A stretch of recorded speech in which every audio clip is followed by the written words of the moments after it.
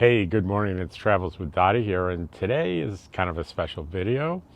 And I put the title, In RV Life, What Do I Really Need? Well, I've learned a lot of lessons, and I'm here to share them.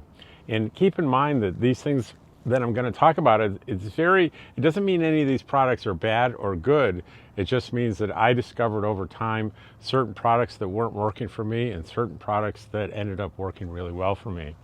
So what brought this idea to mind is recently I got rid of three pretty big things. And what I mean by big things is things that took up a lot of space and or weight, mostly space.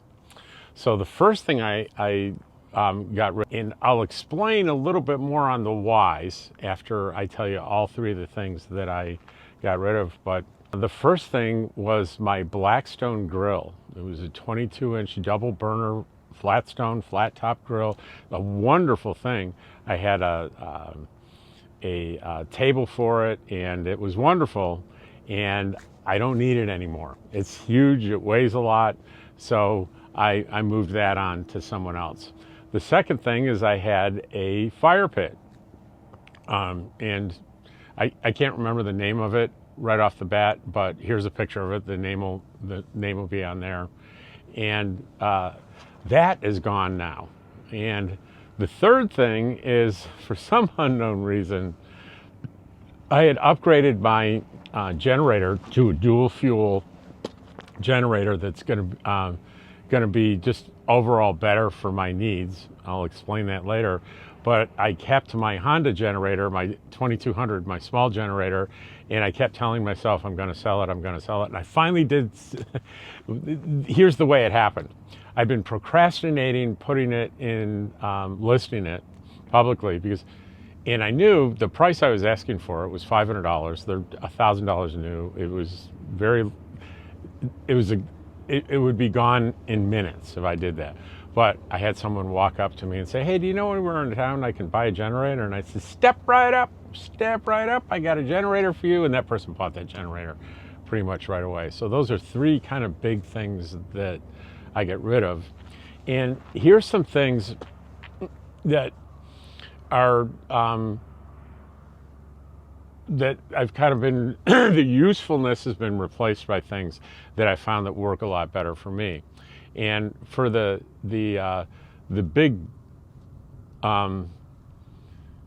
propane fire pit, I got last year this propane torch. You see it here, and it folds down into a very small space, and it's very light and actually throws heat laterally a bit better than the giant fire pit did. And so I have that. The second thing is why am I not using the grill? Well, for the first couple of years I used it quite a bit until I got these two things. I got the air fryer and I got the Instant Pot. And between those two things, especially the Instant Pot, I got this. This is a heat shrink wrapping to a vacuum sealer, I think they call it. So since I got those things that I use to do cooking in the kitchen, the Blackstone was out here. I put it out in November, and towards the end of January, I hadn't used it even once. And it was always a pain in the neck to move. It was heavy. It took up a lot of room in the back of my truck. So I'm pretty darn happy about that. So that's well over 100 pounds in weight and a lot of packing space. And it makes it, this is a big deal. If you get older doing this job, this is a big deal. It makes for a lot less work packing up when it's time to move on. So if you have any questions about any of these products, they're pretty much all of them are available on Amazon. And I thought you might be interested in why I went from the Honda 2200. It's a beast of a little machine, and it was meeting all my needs until I went to New Mexico last summer, and I was camping in a place that didn't have electric, And I said, well, I've got my generator. I can run my AC. I always have. I ran my AC for hours back in Quartzsite, and it would not run my AC. And I spent a long time trying to figure out how I can get this, quote, broken generator repaired. And it took a long time to figure it out. But what I did was I figured out clearly that every 1,000 feet of elevation, I think you lose 3% of the power. And I was trying to run this thing at between 7,000 and 8,000 feet. It just didn't have enough power at that elevation to do what it did closer to sea level. It's like 879 feet here. And I realized I didn't have a broken generator. I had a generator that wasn't powerful enough to run my AC. So I went to, it was Harbor Freight, right? Sally, my friend Sally Forth helped me with this. I think we went to, it was Harbor Freight, and we bought a Predator 5000. So that's the size of the peak load size is 5,000 watts. The Honda was 2,100. So that's a big difference. It's more than double the size, and it works anywhere and everywhere. And I've only run it on propane, and I only plan to run it. If I ever run it on gas, it'll be because it's an emergency.